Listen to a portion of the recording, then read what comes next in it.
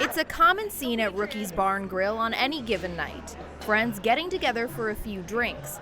But this group is actually on the job, helping us out with an experiment to determine the accuracy of new smartphone breathalyzer apps designed to help make sure nobody gets behind the wheel intoxicated. How you feeling?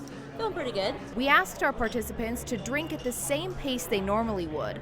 Every so often, we asked them to take a break to test our breathalyzer app called Breathometer, as well as the one used by the South Dakota Highway Patrol. I've never heard of them before, but I think the concept is a good concept. Here's how the Breathometer works. You download the app and plug the device into your headphone jack.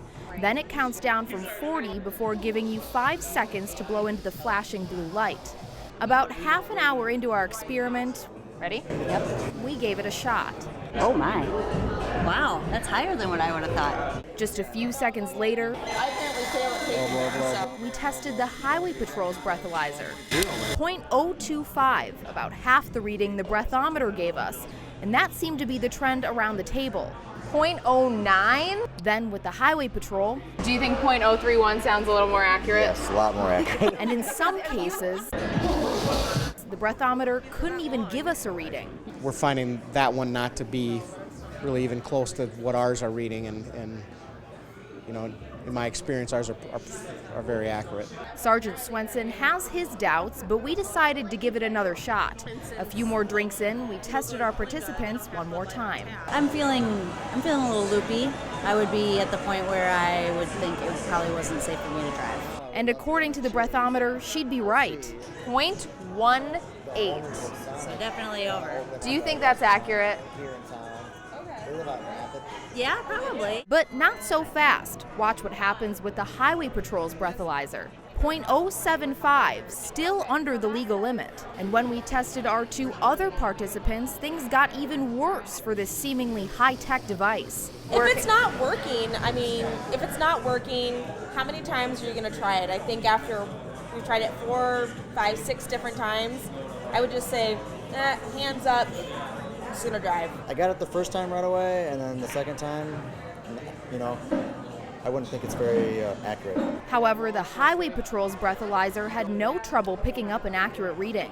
Despite technical difficulties, we know 2 of our participants are still okay to drive, but the Highway Patrol breathalyzer shows us the 3rd is not. At the end of our experiment, it's clear the breathometer has some glitches, from giving inaccurate numbers. I wouldn't recommend using it to determine whether you're okay to drive or not. To giving no numbers. As we saw tonight, I think the patience of trying to get it to work would get old. Sergeant Swenson says even if it was accurate, the only number they're going by is the one that pops up on their screen. If you blow on that thing to see if you're okay to drive home, I think you've already answered your question, is I wouldn't drive. Just 30 miles east of Brookings lies Lake Benton, a small Minnesota town with just 683 people. And now 2 of those people have disappeared. On Sunday, we had a missing persons report for 2 individuals. Family members of 29-year-old Brianna Tuff says she and her neighbor 54-year-old Bradley Lund set off on a weekend ice fishing trip nearby, but never returned home. Right now, our concentration for the search is in the area behind me in the lake. Crews have been working around the clock searching for Tuff and Lund. Throughout the investigation, it led us to believe that the vehicle had gone through the ice. Lincoln County Sheriff Chad Meester says a break in the case came Tuesday morning when a vehicle was found at the bottom of Lake Benton near Norwegian Creek Campground. We have 2 DNR boats that are using video cameras underwater to better assess the situation and to get a better view of what's just below the surface there. After hours of searching with underwater cameras with no new developments, Meester says a change in the search technique was necessary. Our concentration is around the vehicle right now. Crews are continuing to use new techniques like snagging the bottom of the lake in hopes of finding new clues. We're hoping to keep it, hopefully missing persons yet, and we still hope. While crews continue to comb through Lake Benton, Meester says it's important that others think twice before stepping onto the ice. even though the temperatures are really low right now, just the ice and the lakes are unsafe. And some areas, like I said, have good ice, others do not. So just be careful, safety. It's going to be some time before we complete this fire. Firefighters and emergency responders in Pierre had their work cut out for them as they struggled to get the flames at the Capitol Inn and Suites under control. The building is too unstable to send firefighters into the structure, and so we're just in a defensive mode, dousing the fire. The fire broke out just before 4 o'clock Tuesday afternoon. Responding law enforcement, which included Pierre Police Department and South Dakota Patrol, did an evacuation of the Capitol Inn Suites. During the evacuation, officials found a deceased person in one of the units, but they do not believe the death is related to the fire. It appears to be an unattended death, and that is being handled as a separate incident. Firefighters say it's one of the largest structure fires in Pierre's history, but the cause is still unknown. At this time, we know that the fire started on the west end of the building. We are not going to answer any questions as far as to the investigation, as far as what we think started it. The Capitol Inn and Suites housed both short and long-term guests. Now the city is faced with the task of making sure everyone has somewhere to go. We've got a lot of resources in the community. We'll be pulling them together to work on finding housing for these folks. And Mayor Lori Gill says that could be a challenge. For the short-term folks, that'll be easier to deal with than those that were staying there and extended and living there actually.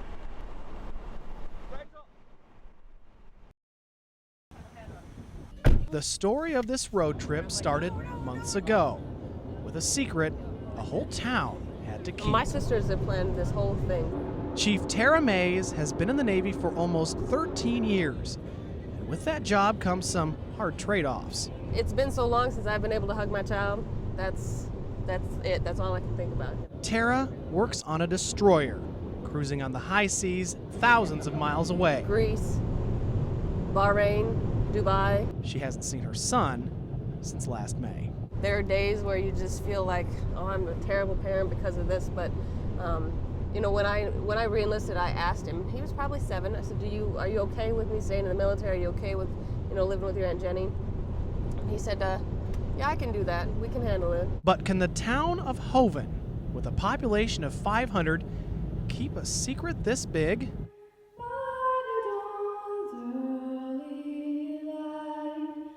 I'm pretty nervous though, like I'm afraid he's gonna be bigger than me. A small South Dakota town with a 10-year-old boy as their mark. All this time, Zach Mays has been made to believe this whole display is a special day to honor members of the military. Little does he know, his mom, who traveled thousands of miles to be here, is only feet away. Months of planning for this one special moment.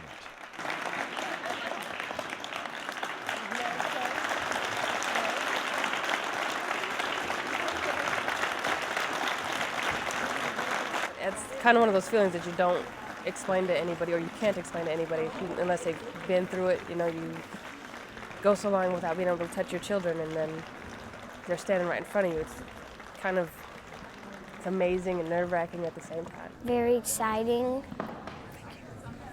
Very exciting and sad because I really missed her.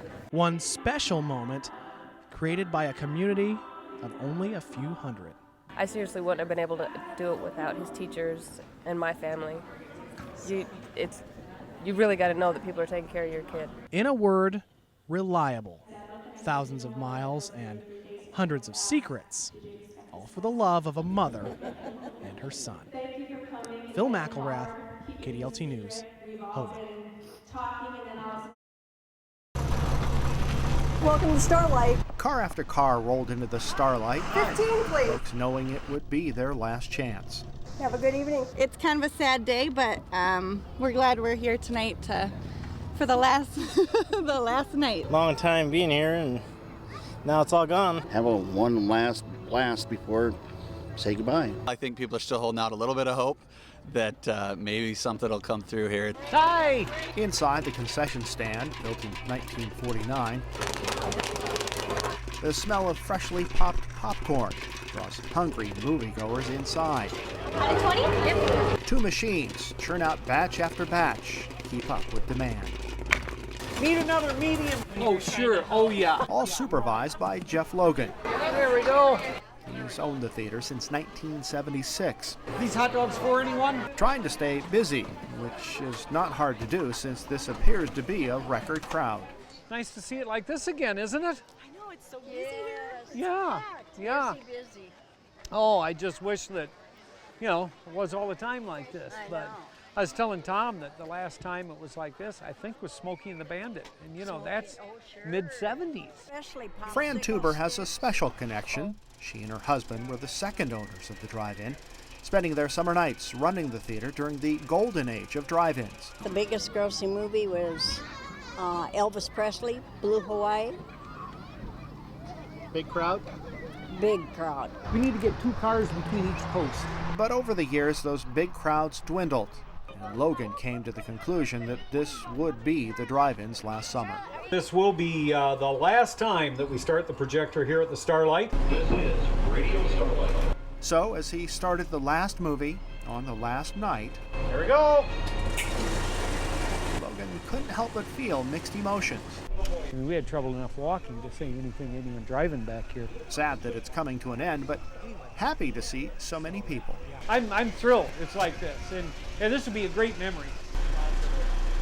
An hour and 38 minutes later, the movie credits are rolling through the projector, and the crowd is leaving. It's been a great run. And that's when reality really starts to sink in for the longtime owner. Just a flood of memories of all the years, all the things we've done and that have happened, and it's just really sad. The cleanup is over, the staff is gone, and it's a final goodbye to a place that has created so many memories. It's fitting that the only light left on this final night is the Starlight.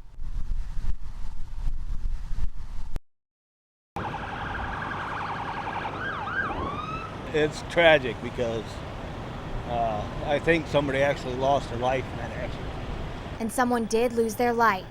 Clyde Henriksen says he was stopped at a light on Minnesota when he noticed a Chevy Blazer behind him traveling fast toward his car. I was just stopped and I seen him in my rearview mirror, and he come whipping around me, almost hit me. Then Henriksen watched the deadly accident unfold. He hit the Durango, went up on the curb, ramped up, hit the side sideways, did a couple turns and flipped over in a lot. Officer Sam Clemens with the Sioux Falls Police Department says the Chevy Blazer was traveling northbound on Minnesota when the driver struck a Dodge Durango, which in turn struck a pickup. The Blazer then hit a sign for Taylor's Pantry on the southeast corner of Minnesota and 41st, flipped a couple of times, landing in an empty lot. Now it's up to investigators to try to put the pieces together to find out exactly what caused this fatal crash. They'll look at all the physical evidence. That'll include skid marks, gouges that are in the road, the damage that was done to the other vehicles. There's a lot of physics that play into this. As Henriksen recalls the tragic crash from start to finish, he says he was relieved to see the children involved in the accident conscious and moving. I'm just glad none of them were really hurt.